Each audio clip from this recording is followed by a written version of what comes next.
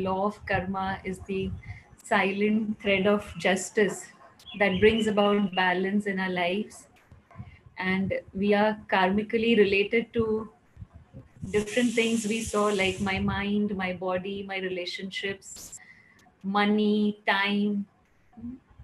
So we also learned about the methods to improve our relationship with these things, which one thing is through meditation, yoga, remembrance of God, and the second was karma yoga, like being in soul conscious and remembering Shiv Baba while performing actions.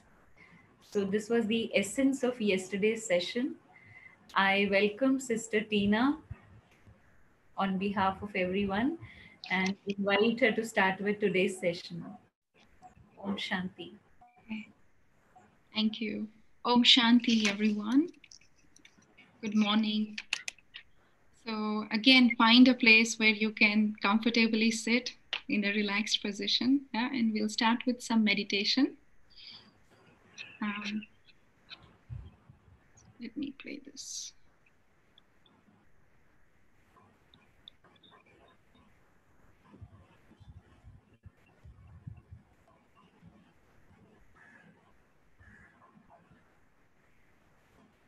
Experimenting with these exercises,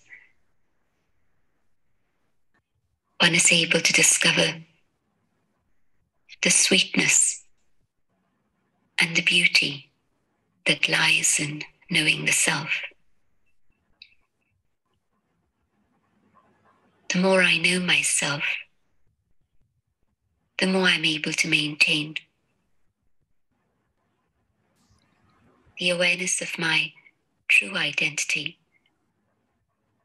and move away from all the different compartments and limitations that I have imposed on myself. The image that we generally have of ourselves is a fairly negative one, but that's simply because we don't know who we are. And so we allow external influences to restrict our thinking and put us into boxes and create bondages and feel the pain of those bondages. Meditation is the method of liberation, of becoming free from the false impositions that I have created for myself and I have accepted in terms of what the world has imposed. It is important to experiment with these ideas, sitting quietly, in solitude, in silence within. However, it is equally important to experiment with these concepts during our day-to-day activity. Having had a glimpse of the identity of the self, then, when it's time to leave my little corner of meditation and move into the world outside, I must learn to maintain this awareness of being a point of light, using the physical instrument to look out into the world, using the lips to express my thoughts and ideas, to communicate with others, being the master, listening to the information that I receive,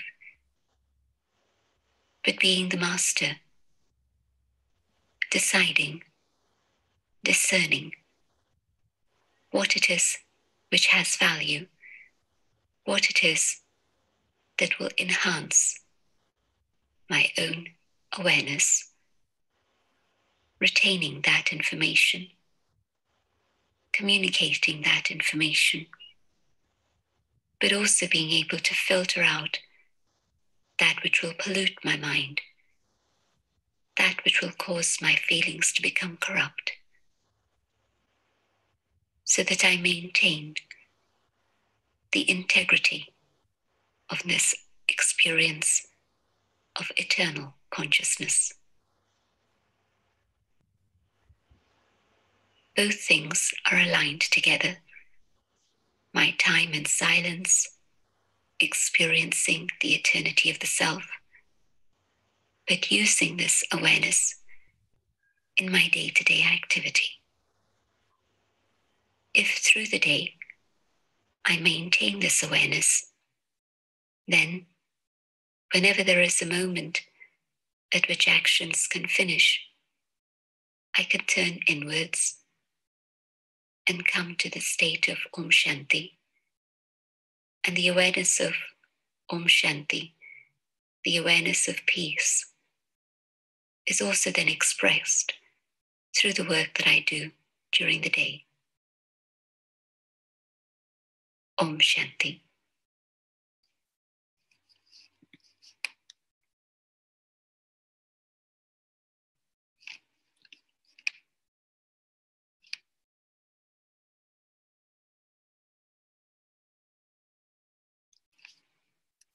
Okay, Om Shanti.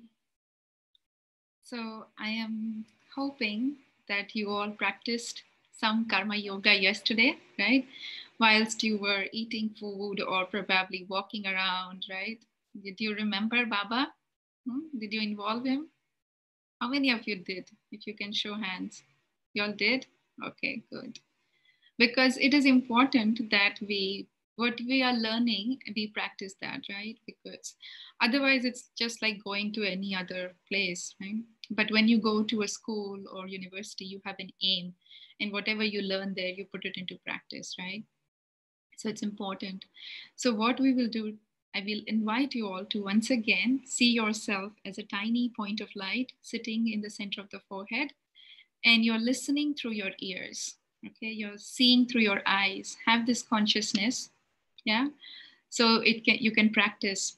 And also today's lesson, I think, is the lesson where you will see a lot of new concepts, and so that's why it is good to sit in the awareness so that you can absorb maximum benefit of it. Yeah. Now, so far we have seen that. We have seen relationship with the self first, then we saw relationship with the supreme, then we saw relationship with others, right? All other human beings. And we also heard about relationship with nature yesterday a little bit, but we'll try to understand it a little bit more in terms of how it dictates our story over time, how it is connected with us through our story over time. Yeah. So let me share my screen.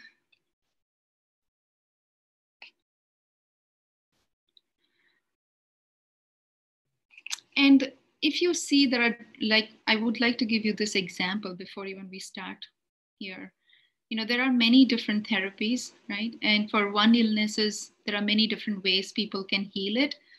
Some believe in Ayurveda, some will believe in homeopathy, right? Some believe in more modern medicines. And it's not that one is right and the other is wrong, right? So whatever suits individuals, they will use that, right? Similarly, there are different school of thoughts regarding our existence on this planet. And so we'll try to navigate through what are these different kinds of ideas that people have. And the first one is the evolutionary aspect, right? Where evolutionists believe that everything evolved from the common ancestors, right? From single cell amoeba to the most complex human beings that we are today. And they do not consider spiritual existence at all, right? So then there is the second school of thoughts where the creationists, who are more like religious traditions, believe that God created everything. They believe that there's some mysterious ways of God who created each and everything, right? And they do not believe that matter evolved into human beings, right? And between these two extremes, there can be a third explanation, which we will look at today. Yeah. And so what we believe in Brahma Kumaris is that soul and matter and God, they are eternal, right? They eternal in the sense they always exist. There is never beginning, or there will never be an end to that, right? And we'll look at the concept of eternity even in details today. But if you see soul and matter, they are connected in the sense that these three entities, these three eternal entities, they interact with each other in such a way that they dictate our whole story on the planet over time, right? And time itself is eternal. Time is cyclical in fashion, we understand. And we believe that time has also evolved over time, right? Before it was just sundials. And then there were these hourglasses and then dials. And now it just flashes what is the time in the current moment, right? And so there was once upon a time where the time had shown us the concept of continuity, right? Everything is going in circle. And the modern timepieces that we have, they just flash now, right? They give the significance to now.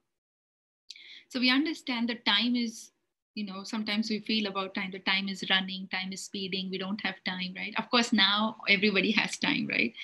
But if we look in a broader concept, because we are in this moment of limited perspective, we feel from our perspective, we feel that time is linear. That means there is a beginning and there is an end.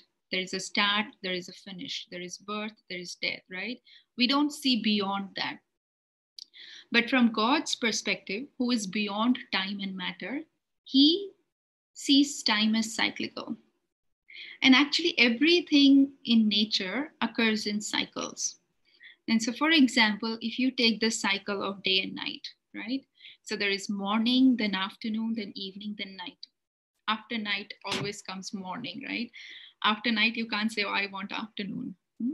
So it's a cycle of day and night. And similarly, there is cycle of seasons, right? Spring, summer, autumn, and then winter.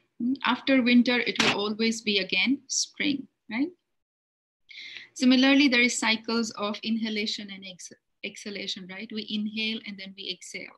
We can't just keep on inhaling, right?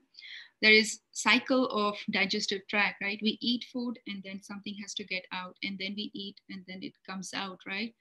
So there are phases of moon, which is also in cyclic in nature. And so we are, even when we look at life, we saw yesterday that it is in cycles, right? There is birth, and then growth, maturity, and then decay, and then death and rebirth again, right? So again, there is a cycle here. And so we are asking that whether the human nature or the human consciousness, could it be that that is also cyclical in nature, right? And if we take that concept, right, then we can understand how, we will try to understand today how that happens. The one other aspect that I want to talk about the cycles is that every cycle, if you see, has 4 phases, for example, right?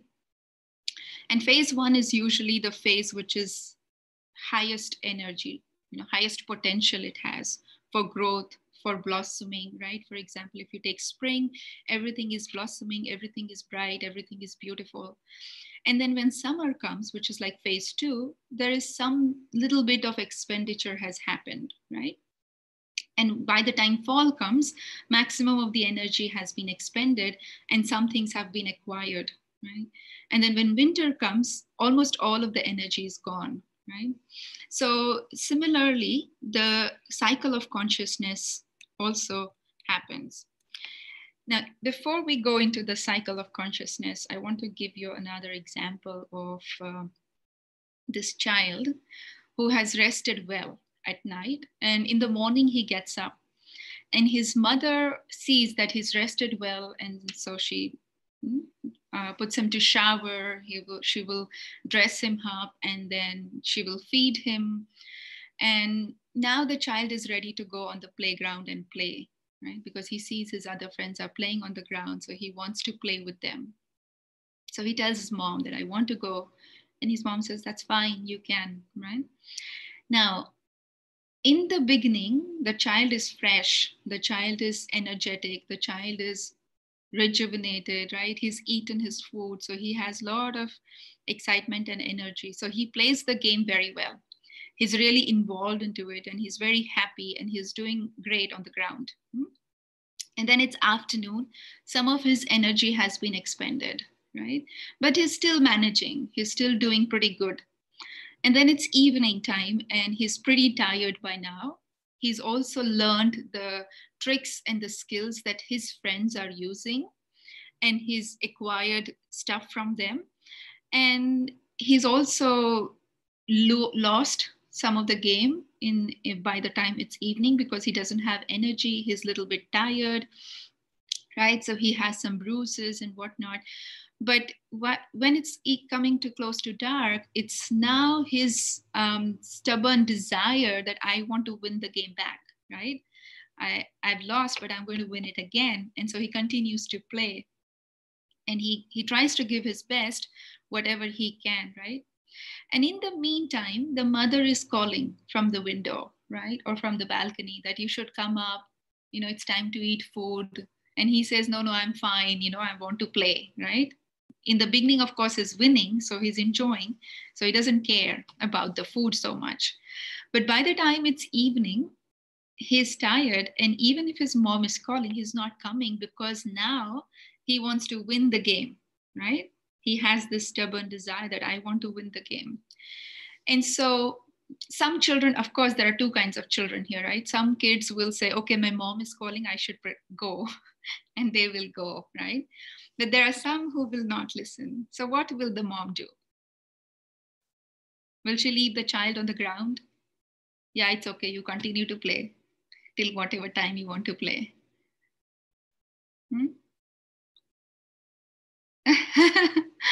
So she will go down, right? She's trying to call him from the balcony. He's not listening. Eventually, she will go down. And in the beginning, she will again try to explain him with love. Let's go, you can come tomorrow. And even then, if he does not listen, then the mother will show him, right, hand, or she will try to slap him, scold him, drag him, pull him, whatever needs to be done, she will do it, but get the child up, right? She's not going to leave the child out in the dark. And now the child is in the home, but would she immediately put him to bed? No, right? She's going to first clean him, give him shower, feed him, and then she will put him to rest, right? And then what happens next day? The cycle continues, right? Because the child is not going to say, oh, yesterday, my friends cheated, and yesterday I got hurt, I was bruised, I'm not going to go again on the ground. Will he say like that? No, he's again fresh, he's energetic, he's rejuvenated, he's once again excited to go on the ground and play, right? So this story of child and mother is analogous to the story of the journey of consciousness over time, right? And we'll see that how it happens. The mother in the story is actually the supreme mother, God, Father, right? And the child is I, the soul. And so what happens is, imagine we are in the soul world. We saw yesterday, we go home, we get rest, we get recharged, we are rejuvenated. And now we feel good. We are, ready to go on the ground. So we are in the soul world. We are in our latent seed form, quite well rested. And then when it is morning, we come down. Yeah. We first come down in the land which is perfect, pure, 100% prosperous, right? And the consciousness itself, when it comes here, is in its perfect form. The matter is in its perfect form, right? There is no trace of sorrow. There is no cause for sorrow. There is no mosquitoes that will bite us. There is no illnesses. There is no pollution, right? There is no need for God, because we are so happy in this land. And so we don't need to remember God. There is no religion, right? Because there are no temples, there is no need for gurus, there is no need for priests. There is no democracy, there is no communalism, there is 100% unity in this land. And everything is best of its quality, and everything is in abundance. So there is no need for asking for something. But still, there will be sharing, and we will exchange things based on love, right? And in this place, we are still human beings, but we are in our 100% pure divine form, and that's why we call these beings as deities. Okay, so now when you are here and you're taking birth after birth, right? The one other aspect of this age, why it's called, or why it's compared to gold, why it's called golden age, Sat Yug. Sat is truth, Yug is age of truth, right? Gold, because it is the element which in its pure form is not influenced by any other thing, right? It remains uninfluenced, untarnished. And so that's why it's called golden age. And yesterday we talked about karma, right? We said there are two main types of karma, positive and negative. But I did not mention about something which is called as neutral karma. Neutral meaning there is no positive, no negative effect of that karma. And that is because I am naturally in soul conscious state. So I never indulge in any vices, right? There is no algae, right? Anger, lust, greed, attachment, ego. So there is nothing of that. And so there is never any need for me to precipitate into body consciousness. So I never perform any negative action. So always the karmas are neutral here. And then slowly, I'm taking birth after birth here in this land, right? And eventually, I come into the next phase, which I called as phase 2. Now, some energy, by the time from here, I have traveled all the way till here, right? And so some energy is expended. But still, everything is pretty good. It's still what we call as heaven on earth. It's still beautiful. The difference between golden age and silver age is only so much as you would say, for example, when the sunlight falls on the colors, and how you would see the colors when there is full light versus when there is half light. Right? So you can still see the colors, you can still see the beauty, but the shine might be a little dull, right? When there is not enough light. So what it means is in silver age, I still have all the beauty, I'm still having all the virtues, all the qualities, all the powers, but maybe the quality is slightly decreased. And that's why it's called silver age. It's compared to silver because silver is still a precious, right, element, but it can be influenced, right? It can be affected by certain things. And so that's why it's called silver age. In Hindi, it's called as Treta Yug, which means that three parts or three phases are still remaining. Yeah. And the karmas here are still neutral karma, because again, I am still in soul conscious awareness.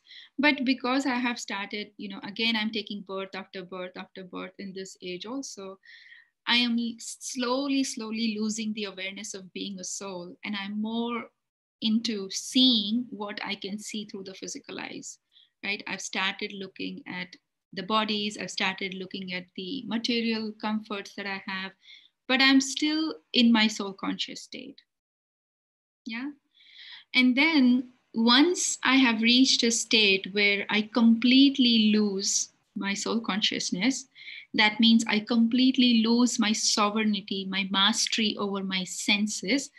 When I, as a soul, precipitate into body consciousness, that's when I enter into copper age. Yeah.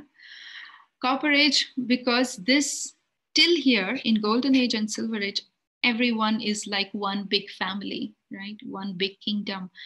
and there is unity, right? Complete harmony. But when I come into cooperage, from unity and integrated state, I move into diversity. I move into disintegration. I move into duality. And suddenly everything, because now more people are there, right? More souls are coming in this. So then there is more opinions, more languages, more cultures, more traditions. And because it is for the first time here that I, as a soul, start to experience sorrow. I forget, there is a state of amnesia. I forget who I am. I forget that I am so beautiful, full of qualities. And so it is at this time that search for the truth begins. And truth is God, right? So the soul inadvertently, not consciously, begins the search of God at this time. And in search of God, it begins worship, right? For the first time, a temple is built in Copper Age, right? And this is the time where the soul has been traumatized because of the pain that it feels as it interacts with all these vices, right? Algae is seen over here: anger, greed, ego, attachment. For the first time, the soul feels attracted and feels attachment to the body and therefore fear of death. For the first time, there is viruses of all these vices that I just talked about that enter the soul, right? That affect the soul. Duality begins in the sense now opposites occur at the same place. So there is good, bad, right, wrong, male, female, right? So sorrow and happiness coexisting. So there is duality. That's why in Hindi it's called Dwapur. That means Dopur, two opinions, right? And it is here that first time religion is separated from the state. In Golden Age, it is the same king who makes decision for the religious purposes as well as for the politics purposes, right? To how the kingdom will run and everything. But in Copper Age, religion is separate and the state or the politics is separate. And for the first time, again, like I said, temples are built, monuments are built, right? People are remembering the one who gave them happiness, the one who gave them the inheritance of heaven. And so this is all about Copper Age. And why copper? Because copper is still a good conductor, right? Meaning that in this age, because of so many opinions and because of so many people, there are new artists, new traditions, new cultures, new languages. So some value is still there in that age, but copper is very easily affected also, right? It can be easily tarnished as well. It's an alloy, and when it's mixed, it just means that the human consciousness can be easily influenced. If somebody becomes angry on you, you can also be angry on them. So it's like that. There is influence of outside world on me. And in this transition from silver to copper, first time we see the nature also gets into upheaval mode, right? Where there are a lot of earthquakes and floods and famines that happen. And the continents which were together here, right? All the continents, Asia, Africa, Australia, all of those were together as one big mass of land. They are then separated in Copper Age. The axis of the earth tilts and, things get far away. There is distance between people. There is no unity, lack of communication. And so a lot of things happen in this. It is in Copper Age that for the first time, history is recorded. Right? And we learn about history more from the ages of copper. And then because we are in body consciousness, because we are trapped by the vices, whatever action we perform, those actions come under the category of negative karma. Yeah. Suffering begins, but it is still not that bad, right? And eventually I again take birth after birth after birth here, and I reach the final phase, which I call as Iron Age. And this is basically the darkest period where the soul is in its complete ignorant state. completely lost its identity of who I am. The human beings are totally chained by these vices. The vices feel like normal, right? And so people start to say that anger is normal, stress is normal, little bit of jealousy is normal, right? Little bit of nervousness is normal, but actually it's not, right? It is an imbalance in the soul. If you ever ask somebody, you're angry now, how do you feel? Would they ever say, I feel good after being angry? No, because that is not the natural state of the soul. And so there is complete disharmony, complete imbalance in this age. And religion has also become source of sorrow. That's why it becomes irreligiousness. It increases and loses its credibility, and science takes over, right? Science becomes like God, and everything boils down to the material value that it has, right? And so this is the time when the soul is completely confused. The soul has lost its value.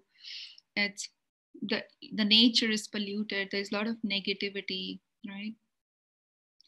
And so it is also the time when there is a lot of violence because of the vices. Wars take place in Iron Age, and everything like the moral values, the human values, the spiritual values, all of them are degraded at this time. So iron, because it is the metal that is very hard and brittle, but at the same time, it is easily pushed to nothing just with water, right? If you add water to iron, it rusts, right? And it has no value. And so what it means is that in Iron Age, the soul is so delicate. The soul has no power. If somebody says something, my whole self-respect goes down, right? I completely lose power. I become so sensitive. And so that means I'm very easily influenced by the outside circumstances. And so Iron Age is called Kali Yuga. Kali Yuga just means it is the age of complete darkness, right? Ignorance of knowledge, right? There's no knowledge in this time point. And so now the question is, so one other thing that I wanted to mention is that, like I was saying, soul, matter, and supreme soul, they work together, right? To create the whole story on the planet. And so matter reflects the state of the consciousness. In simple words, when the soul is, when the consciousness is in its highest elevated form, purest form, then the matter is also in its purest form. When the consciousness is degraded and impure in its lowest form, then matter is also in its lowest form. So that's why we said in golden age, it is always like spring, it's always like garden, never too cold, never too hot, right? So it's always very beautiful. And golden age, if you compare with Iron Age, it's completely opposite, right? So because in golden age, the consciousness is 100% pure, right? So matter is also 100% pure. Matter will never trouble. There will be never any floods in golden age, right? There won't be any earthquakes in golden age. But in Iron Age and Copper Age, because the consciousness is degraded, right? I become impure. That's why matter also becomes impure.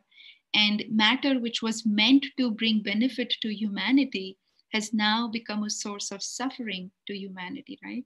We suddenly get rains when we don't need rains. There is snowfall when we don't need snow, right? So all of these things are the signs that matter also has reached its most degraded form. And my consciousness, the state of my consciousness affects the matter on the planet, right? The state of the matter on the planet. So the question for reflection for you all is, if we are in the transition period, right, which I didn't talk actually about, but I will. If we are in the transition period in which the old world is receding and the new world is coming up, How does that help me to organize my life? Right? So like we said, that after night, day comes. After winter, spring comes, right? After death, birth will happen. So after old world or after Kali Yuga, like we see here, uh, what will come? Definitely golden age, right? And so I know this fact. Now, imagine you know this. So how is it going to help you? If anybody wants to answer, please unmute them.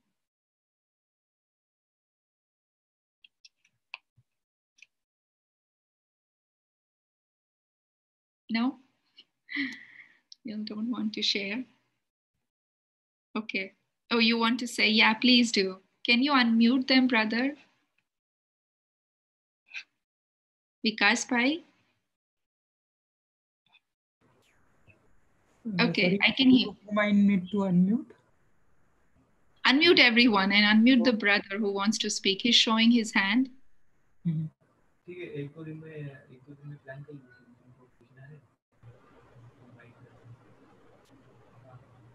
I can hear you. You can speak. Yes, Sister Tina. Yeah.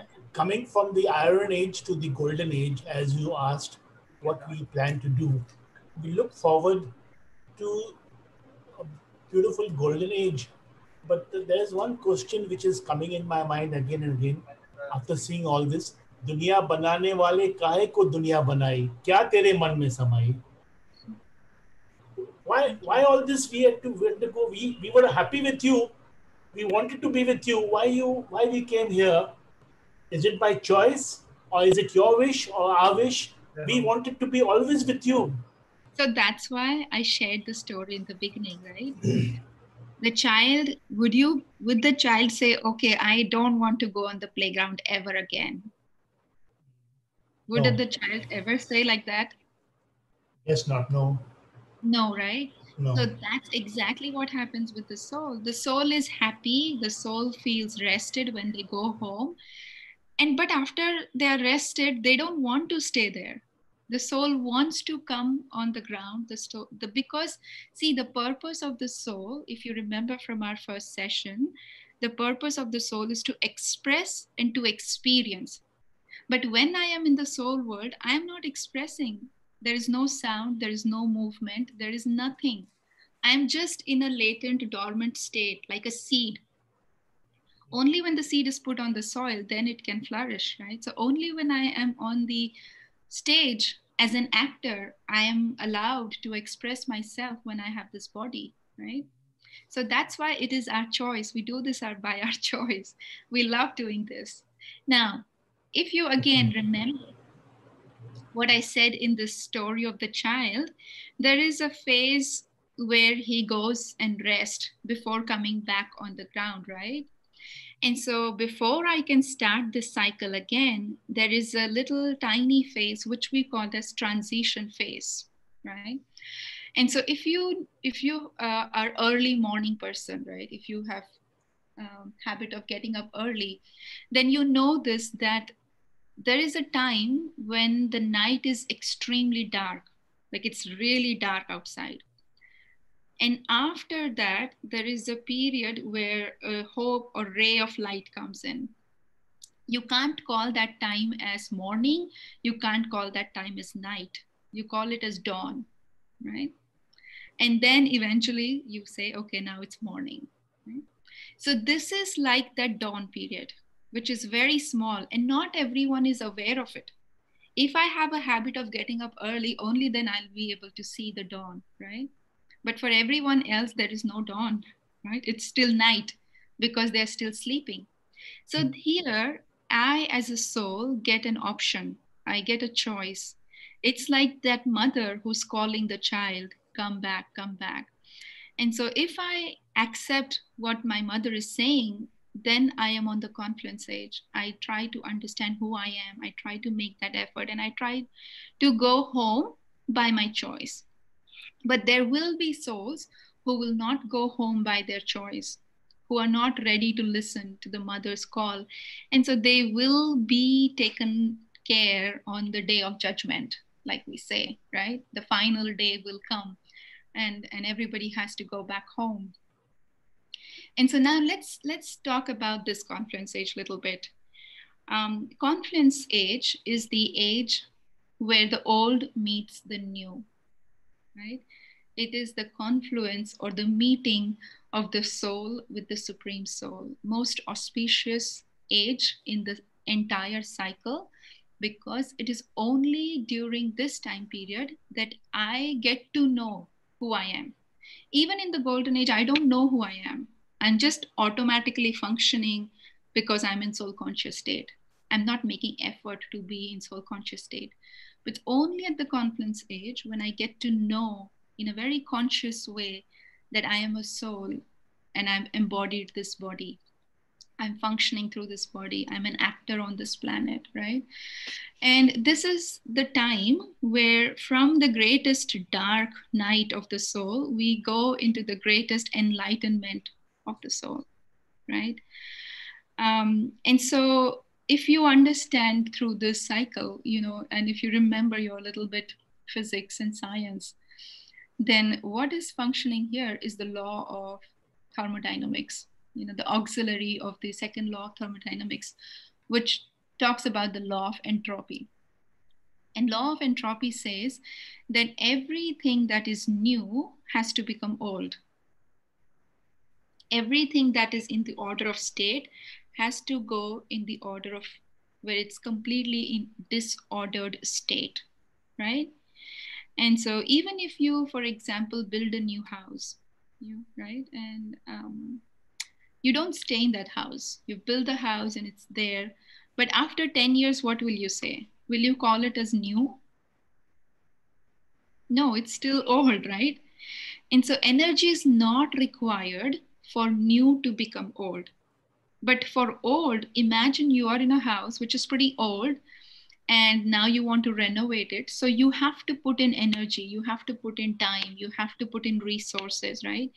So that's what is negative entropy. Negative entropy means it is time when the energy from the outside is required for this to rejuvenate itself. It no longer can sustain itself, and it no longer by itself can become new again. I have to put energy in here from outside so that new world can come back again. Now, none of the souls have the power to do this. All the souls are tired. It is only the Supreme Soul who has the power to add this energy, right? And so that's why we say that confluence age is the time when actually God comes into the play. God comes into action. And it is his job actually to make the impure world to pure world, to make the dark land into beautiful new morning kind of land, right? And so how does God do this? You would ask. And like we said in the beginning, souls cannot be created, souls cannot be destroyed, right? It's energy. So how does God do it? When we say that God is generator, operator, and destroyer, right? God. And so if he's a generator, if I'm saying God is creator, then how does he create? Because we said matter is imperishable, matter is eternal, souls are eternal. So how is God doing this creation? And so again, I'll give you an example which will make this understanding easy. Imagine you have a plot of land and that plot is filled with weeds, right? And it's become like a mini forest of thorns. And now you call in a gardener and you give him this land and you tell him, okay, now you have to work upon this land. And so the gardener comes in, removes the weeds, plows the field, right? Adds the seeds, puts in water, allows the sunlight to fall upon those seeds, and then also protects it from predators and takes good care of it. And eventually it becomes like a beautiful garden of flowers. And if somebody is passing by and says, who is the creator of this garden? the gardener will say, I am the creator of the garden, right? But it does not mean that the gardener created the seeds. It does not mean gardener created the sunlight. It does not mean gardener created the water, right? It does not mean that the gardener created land. What it means is he used all of the things that are already existing and he just transformed it, right? That's why I like the word transformation better than creation, because it really justifies what's happening. And so God comes through his energy, through his light. He illuminates and changes the darkness into enlightenment, right? He brings in the light of truth.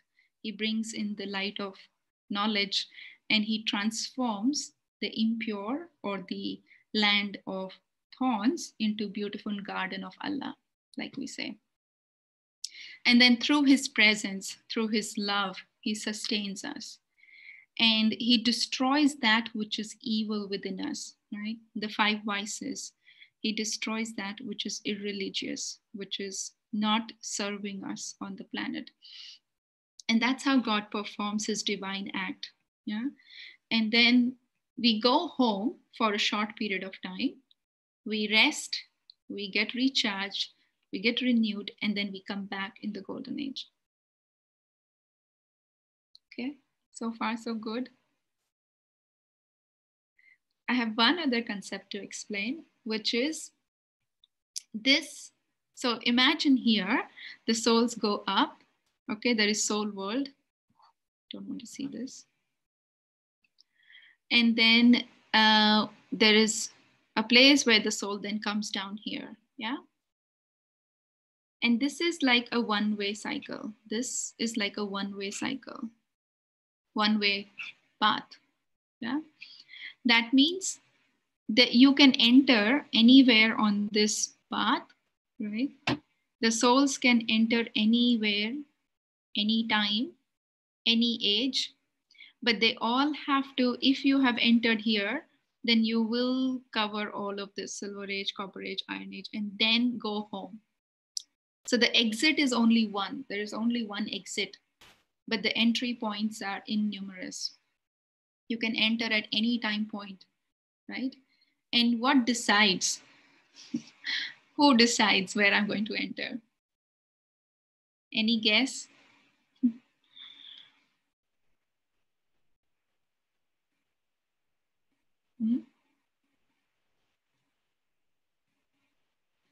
So it is, anyone is saying something? I can't hear. Wait. Supreme Soul decides, Baba decides. No. He does, that's the beauty. God, the law says God cannot interfere in your karma. God cannot interfere in your play, right? In your part. So his job is not to decide where you will go. It's me. I am the creator of my destiny. And my karmas that I perform on the confluence age or wherever I am, whatever sanskars I take, based on those sanskars, I will come in whatever age. So every age has its sanskars, right? Golden age has golden aged sanskars, silver age will have silver aged sanskars, copper age will have copper aged sanskars, and iron age will have iron aged sanskars. And perhaps you can think a little bit about this. What are the sanskars, right? If I can personally experience how my relationship with God can create more virtues in my life, and by consequence, remove the weaknesses, how will this help me, right? And this question will basically answer, where you will come in the cycle. So the cycle is also like a movie, where in the beginning, so the main plot of the story, if you understood, is that there is a state of high consciousness, pure consciousness, and we've reached the state of impure consciousness. And then the journey is back to again going to the pure consciousness. Or you can say that it is the story of having knowledge, then becoming ignorant, and then back to having knowledge. Or you can say it is a story of being in a liberated state, then coming into karmic bondages, and then coming back into liberated state, right? You can also say that it is the story of extreme happiness, right? Full of happiness, then coming into sorrow, and then eventually returning back to the state of happiness, right? So that's the main plot of the story, right? That we are, it's sort of like a movie, where everything starts beautiful, majority of the movies, of course there are exceptions, but everything starts beautiful, and then in the middle you will see the villain's entry, right? And then at the end, when it's climax, there is so much tug of war between the villain and the hero, and of course the hero wins, right? So it's same in the beginning, everything is beautiful, and then in the middle, the villain, which is the vices, they enter on the ground, on the stage, and in the climax, which is the confluence stage, there is tug of war. There's a lot of chaos, a lot of confusion, lot of upheaval of nature. All of that is happening, but then the truth prevails, right? The light sustains itself, and eventually we all become victorious, right? So it's story of defeat and victory, or it's story of happiness and sorrow, right? And majority of the part, you will see that we are in happiness. Even if you look at your life right now in this moment, and if you believe that this is Kali Yuga and perhaps one of the last births, and if you have good relations, if you have good home, you have a roof, you have good food to eat, you have everything that is basic necessity of the life, then imagine what your first birth will be like, right? When I have everything in my last birth, right? Imagine how much more I will have in my first birth, right? So that's the beauty about this. Now, one thing about this is I don't explain a lot about this, but if you see this image, does it remind you of something on the path of devotion?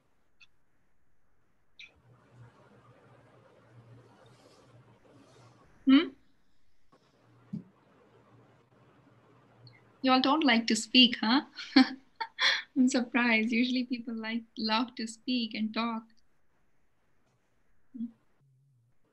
So it reminds, perhaps some of you might remember, it reminds you of the swastika, right? In many traditions, we draw this, right? I remember in our home many occasions they do it, but during Diwali, my mom used to go down, and we had a big gate to the building, and she would draw this. And maybe I was in my 9th grade or something, and I went with her. I was trying to help her, and I said, okay, let me do it. I will do it. And I remember, instead of doing this line in this direction, I did this line in this direction, right? So instead of doing it in this direction, I did it here, and I draw it opposite. And she just scolded at me, saying that it's inauspicious. You don't even know to draw a swastika. And I was like, okay, if we draw it like this, why is it inauspicious? And if we draw in this way, why is it auspicious? But of course, she didn't have any answer for me. And when I got to know this knowledge, I was like pleasantly surprised to know that this is auspicious because it signifies the state of the consciousness. And what it means in this state, I'm always in the giving mode, right? How do they bless? They bless like this, right? They put your hand. So when I am in my deity form, right, I'm always in the bestower mode. I'm in the giving mode. Devta dene wale, right? They're always giving. And then when I come down, now I don't have enough to give, but I'm not even asking, right? I am just stable in my form, whatever I am. And then when I come to corporate, I begin to ask, do, right? What we corporate sanskar, basic sanskar is asking, begging. Every time you pray, you are begging in front of God. Give me peace, give me love, give me success, right? So you're always constantly asking. So that's the sign of corporation. And then when you go into Iron Age, now मैं पूछना तो छोड़ो, मैं हाथ भी उठाऊंगा लेकिन छीन कर लूंगा. It's like that कि I will go to whatever extent I have to, but I want it, right? So the son is ready to kill the father, the husband is ready to kill the wife, right? For whatever reasons, There are innumerous, but the soul goes to an extent that now it's ready to even commit violence. And so they say that when Hitler drew this in the opposite direction, what happened to Hitler? We all know, right? It brought its destruction, right? And so in Iron Age, if I am in this mode, right, if I'm giving, what it means that Iron Age, the state of the soul is degraded. So I am angry and I am also giving you anger. I am suffering, so I'm giving you also suffering. I am sad, so I'm making you also sad. So that's why it's inauspicious, right? That's why you don't put the hand like this on Iron Age. And it makes so much sense, right? That we have to start the journey like this, right? It's a cyclical nature of the consciousness that works through the time. Right? And in bigger picture, it is called as the original eternal world drama cycle. Yeah. It's the original eternal world drama cycle. Eternal, again, what eternal means is that there is no beginning and there is no end, but it is cyclical in nature, right? It will transform and return back to its original form. So the three aspects of time, which we say past, present, future, is basically past becomes present, present becomes future, and future will become past again, right? So that's the basic concept of time and understanding of eternity in a bigger picture. Now, the question for you is why this knowledge of cycle is useful to me in my meditation. How can I use this knowledge in my meditation? How is it going to support me? Anyone wants to guess the answer?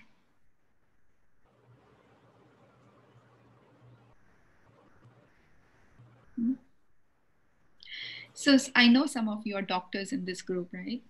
It doesn't matter, any profession you can take. But imagine your first year of doctorate when you were just studying, right? You were in your first year. And did you not imagine yourself to have already become a doctor and treating patients? How many times in that course of study you must have imagined yourself to already become a doctor and then treating patients, right? So that is because you had an aim. And whenever we have an aim, we make an effort to reach it and make it into practical, right? So similarly, when I am at the conference, I have the aim that I was divine, I was full of virtues, I was in my perfect form, and I want to return back to that state of consciousness where I am 100% pure, perfect, and divine. And when you have that aim, then you invoke those sanskars within you. And it is only the sanskars that will take you back into golden age, right? So that's one way that this will help. If you invoke the memories of golden age in your meditation, we had such beautiful palaces, there was so much abundance, there was prosperity, there was health, there was wealth, there was relations, unity, talk not what, everything was there. And so when you remember that, you invoke those sanskars and you bring that memory back to being activated. And the second thing is how you can reach, in golden age is by performing good karmas, right? Yesterday we said that remembrance is one way to settling the accounts. And the second is to performing good actions. The more I indulge now to perform good actions, I create a credit in my account. And the last thing that I want to say is that in the cycle, if you see the whole cycle, then it is only at the confluence age that you get to open a savings account. The soul gets to open a savings account. What it means that I perform so much good action and I do so much, I remember Baba to the extent that one, my past sinful actions are settled, but also I accumulate so much that it lasts me for the entire cycle. Does that make sense? now we all are staying home, right? 2 months. And we all have stock, right? If you didn't have stock, you would be struggling. But in the beginning, if you would have had the stock, then you can stay easily, right? You don't worry. You don't have to go outside. You're perfectly fine, right? So it's like that. I will not get chance to accumulate here. Once I'm in golden age, I'm just expending my energy. I'm just using up whatever I've accumulated. And I have to keep that stock all the way through golden, silver, copper, and iron age until I come back to confluence age again and then add more in my savings account, right? So imagine how much you have to accumulate. So how many good karmas we have to perform. And we saw yesterday how we can do that through karma yoga, through using our mind, our wealth, our body, our thoughts, our the matter that is there, and using God as well, in a worthwhile way, right? So if you are watching TV and you say, "Oh, Baba, come and sit with me, I'm watching TV." So that's not a worthwhile way of using God, right? But if you're going to drive, or if you're going to do something like, cooking, or then you say, "Baba, I need your help. Come and chop the vegetables." Yes, that's a worthwhile way of using him. Right? And similarly, you can think for every aspect that we looked yesterday, right? So I think I will stop there. I've been taking too much of your time. Hopefully you're okay. So yeah, if you have any questions, let me know. Otherwise, we can stop here. So confluence age is also referred to as diamond age, like golden age, silver age, copper age, iron age, and then diamond age. And diamond is the most precious element, right? Gem. And if you know how diamonds are made, then they are actually down deep in the coal mines, right? They have to undergo a lot of pressure and heat.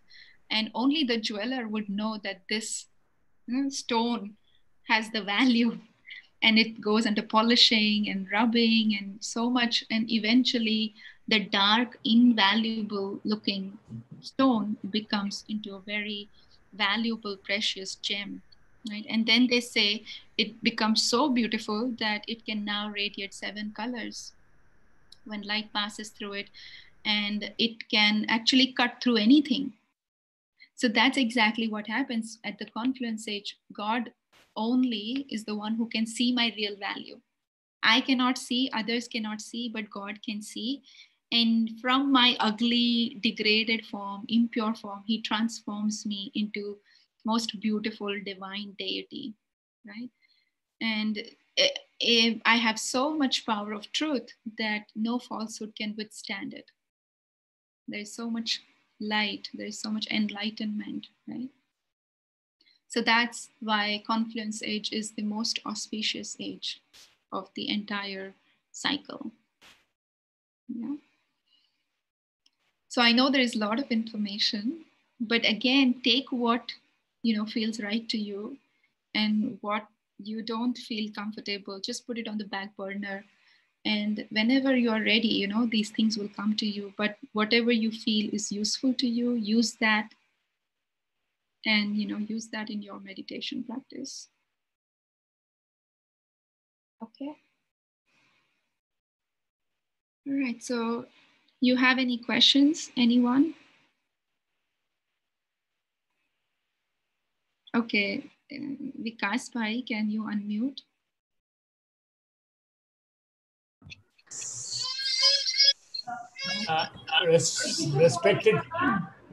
Respected sister Tina. Yes, brother. My concept. I'm sorry, I'm a little confused. Whether the divine supreme Lord, the Baba, he is there in the Satyug, or he is there in the golden age, or if I don't want to have rebirth, and since you told me in the last question that I am responsible where I go and not this thing, so I don't want to have any more rebirths. I want to be everlasting in the lap of Baba. and not come back again, and don't want rebirth. I don't want Satyuga. I want to be with Baba only. Okay.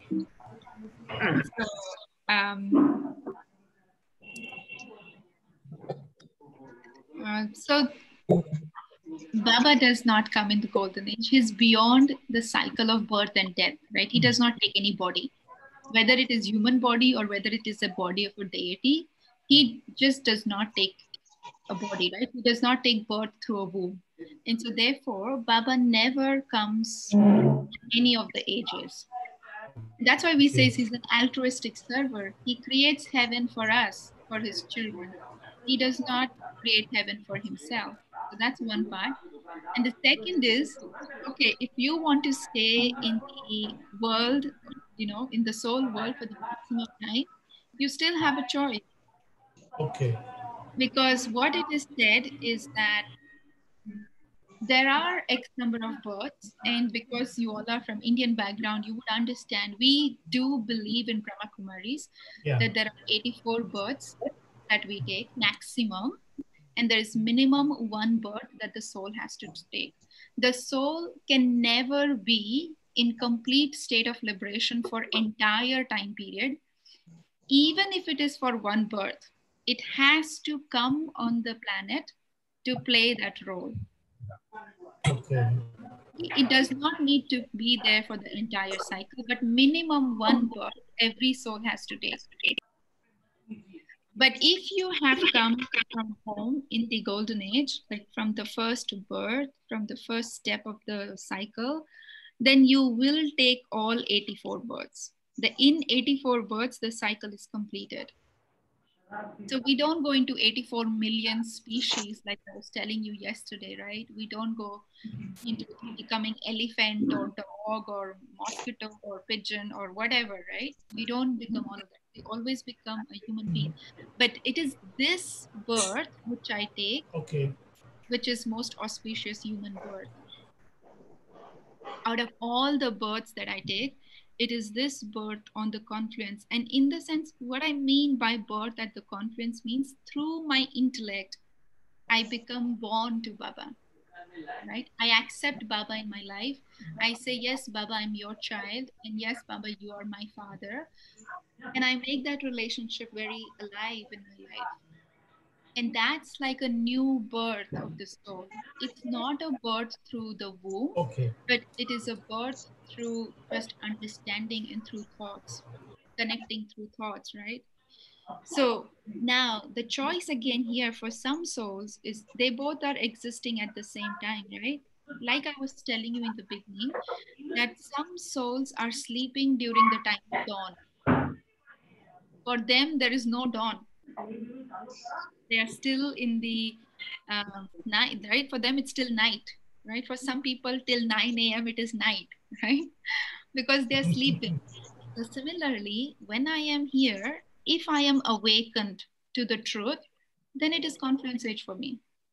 But if I, as a soul, I'm not awakened to the truth, I'm still sleeping in the sleep of ignorance, I'm still believing in my old habits, old ways of systems and thinking, then I am still part of Iron Age. Okay. So the moment you are body conscious, you should think I'm in the Iron Age. The moment you're in soul conscious, you should think you're on the confluence age. Beautiful. Beautiful. Okay? Yeah. Hero actor Thank plays you. role Thank from you. start to the end. Thank you. Yeah. So, brother, what is your name? I am trying to. Suresh Bhai. Okay. Yeah. Suresh Bhai, G. just one more thing. Like Sharmila Yeah. Ben was saying, a hero actor will always come first on the stage, right? Start to end role play. And he will have a role till the end. The hero will never say, oh, I'm happy with 5 minutes. That's true. The waiter will come, put a glass of water, and go back. But Yeah. will the audience remember the waiter or will the audience remember the hero? They will remember the hero. Yeah, that's true. So my aim should not be that I want to stay in the home for maximum time period. My Okay. aim should be that I want to come in the golden age. I want to get the full experience of life. I want to experience entire golden age. I want to experience Silver Age. I want to experience Copper Age. I want to experience Iron Age. And that's like being an all-rounder actor. लेकिन sister Tina आप तो खेल खत्म करेंगे, अभी तो सतयुग तो ठीक है, हमने सतयुग भी बहुत देखे, सतयुग भी बहुत देखे, अभी मुझे बाबा के गोदी में बैठना है परमानेंटली, सतयुग भी देखा हमने, बहुत सतयुग भी देखा, कलयुग भी देखा, सतयुग भी देखा, अभी मुझे खाली बाबा चाहिए, खाली बाबा बस. Okay, as you wish, that will happen. You just sit with खाली Baba. बाबा चाहिए, क्योंकि बाबा की गोदी में जो खुशी है मेरे ख्याल से वो सतयुग से ज्यादा है. Yeah, true. Yeah. I don't know, it's just a concept, with due respect. That is my Yes. my wish and desire, be in Baba's godi permanently. Yes. With due respect. No. Yes. No, I agree. You are right. That's why this is a precious age, right? That's why this is compared to diamond. Diamond is more precious than golden, right? Deities don't have the, बोलते हैं ना, ब्राह्मणों को जो सुख मिलता है वो देवताओं को भी नहीं मिलता है, right? और फिर पिता अपने बालक के बगैर कैसे रह सकता है, वो तो तड़प रहा है मेरे लिए, बाबा भी तड़प रहा है, हम भी तड़प रहे हैं बाबा के लिए. We are longing to be with him permanently. सतयुग भी दिखाओ, दूसरों को दिखाओ, हमको सतयुग से ज्यादा आप है बाबा. All right, okay, very nice. So any other question, anyone? You have a question? Yes. What is it? No, bol. My younger son, Om Shanti, my younger son, he says remembering Baba is worthwhile. You always say, Mama, you should remember Baba, always remember God.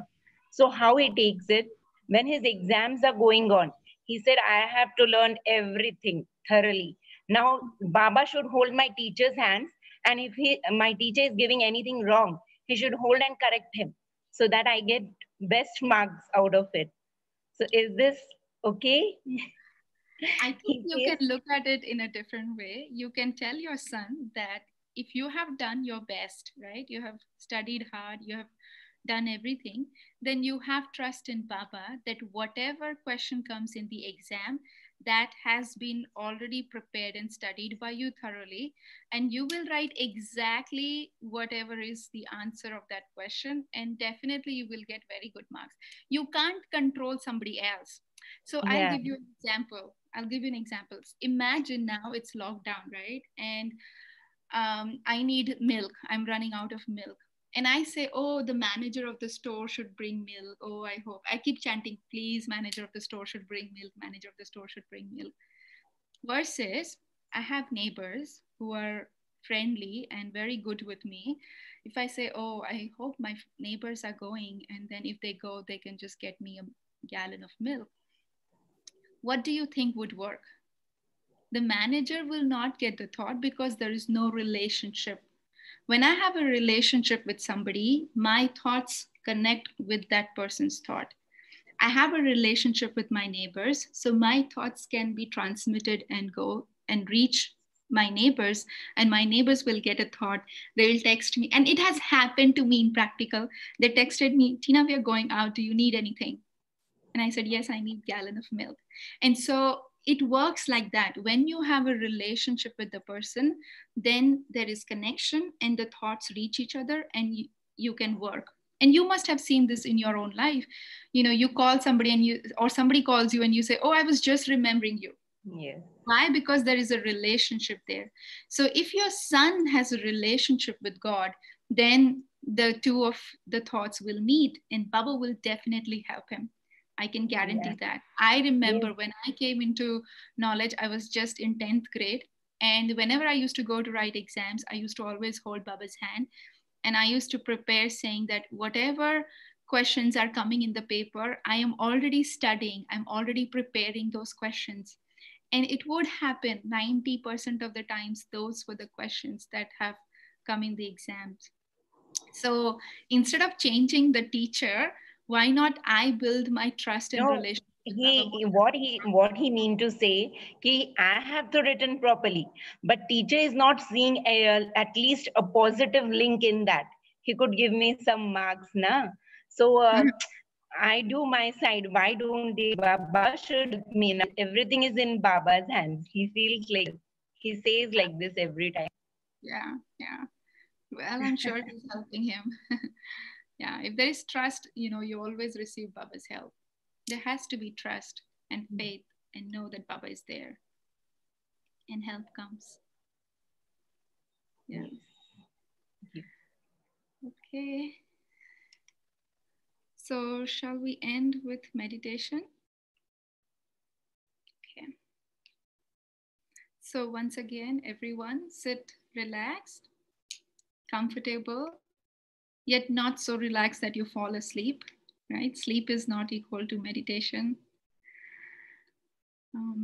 And so, I gently focus my mind and bring my attention to the awareness of being a point of light. As a point of light, I am divine, eternal, and ever peaceful. I have come to the understanding that I have an eternal relationship with the Supreme Soul. And it is my fortune that I am His child, and therefore I have access to Him 24/7. Anytime, any place, He is just a thought away from me. So I take this opportunity to move myself away from this body, and I embark on a journey upwards, going beyond the limitations of the physical dimension, beyond the sky, the stars, the planets, crossing the boundaries of time and sound. I step into the realm of stillness, the realm of red golden light. The light is inviting and accepts me as I am.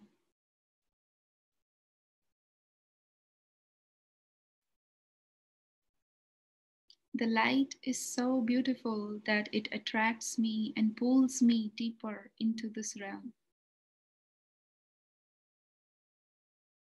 And as I continue to move forward, I come in front of the Supreme Light, the one who is benevolent, the one who is my eternal Father, who has been more than a friend. He is reliable. I can trust him. Any secrets, any desires, any concerns, any worries that I have, I can share, knowing that my secrets will be kept secrets. In the company of this eternal friend, I feel safe. I feel loved. I feel a sense of belonging. My friend gently reminds me of the truth, the eternal, original self.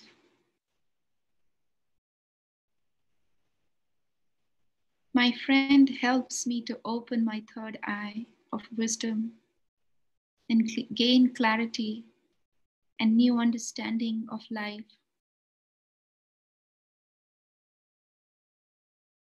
He teaches me how I interact with other souls and matter,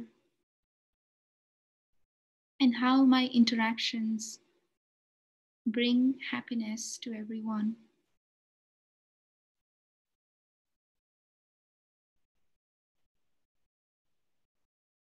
My friend helps me to open my heart and to release that which is unwanted.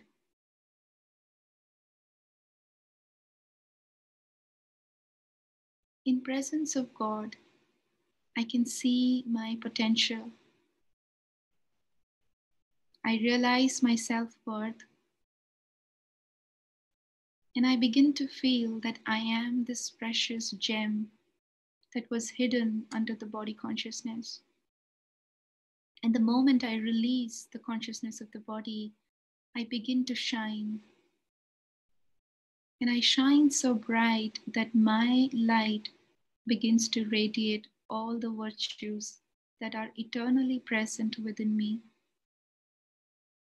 I begin to radiate peace, love, power, purity, joy, happiness. And more I radiate, more I shine, more I bring these virtues to everyone that I come in connection with. Feeling content, feeling happy, feeling light, and accepting my fortune. I gently and slowly return back to the physical dimension.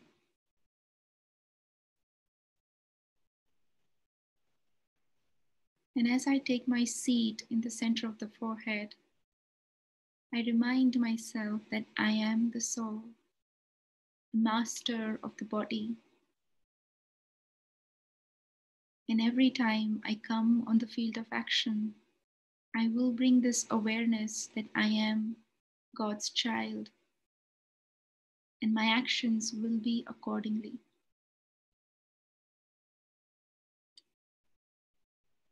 Om Shanti.